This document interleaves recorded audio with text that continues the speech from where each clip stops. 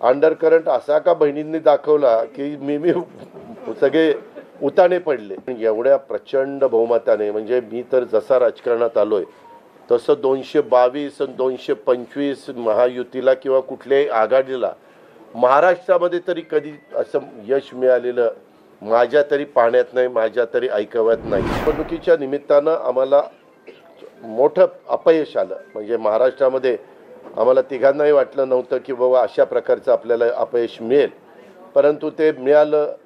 आम्ही ते मान्य केलं, त्याच्यातून आम्ही पुन्हा सावरण्याचा प्रयत्न केला। अर्थसंकल्प सादर करत असताना आम्ही सरकारमध्ये तिघांनी मिळून काही योजना जाहीर केल्या। त्या योजना इतक्या पॉप्युलर झाल्या, त्याच्यामध्ये लाडकी बहिणा म्हणजे गेम चेंजरच ती योजना झाली।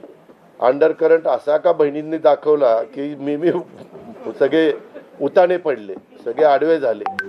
एक माझं स्वतःचं स्पष्ट मत आहे, प्रत्येकाची वेगवेगळी मतं असू शकतात आणि उलट आमच्यावर आता जबाबदारी वाढलेली आहे। कारण एवढ्या प्रचंड बहुमताने म्हणजे मी तर जसा राजकारणात आलोय तसं 222 आणि 225 महायुतीला किंवा कुठल्याही आघाडीला महाराष्ट्रामध्ये तरी कधी असं यश मिळालेलं माझ्या तरी पाहण्यात नाही, माझ्या तरी ऐकवत नाही। कदाचित पूर्वीचा काळ वेगळा काँग्रेसचा असेल, त्यावेळेस कधी झालं असलं तर माहिती नाही, परंतु बाकीचे विरोधक नगण्य होते त्यावेळेसची गोष्ट।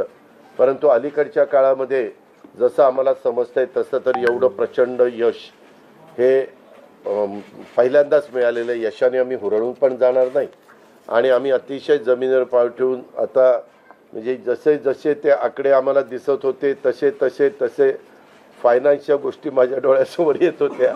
मी देवेंद्रजींना पण फोन केला तेव्हा म्हटलं देवेंद्रजी खूप काही काम करावं लागेल। एकनाथरावजींना पण तसं सांगितलं की फार आर्थिक शिस्त आपल्याला त्याच्यामध्ये आणावी लागेल आणि आम्ही आणू। त्याच्यात आम्हाला हे नवीन नाही आहे, आम्ही सगळे अनुभवी माणसं, आम्हाला त्याच्यामध्ये कुठली काही अडचण नाही। आणि शिवाय आमच्या पाठीशी केंद्र सरकार आहे, तो आम्हाला खूप मोठा एक आधार आहे।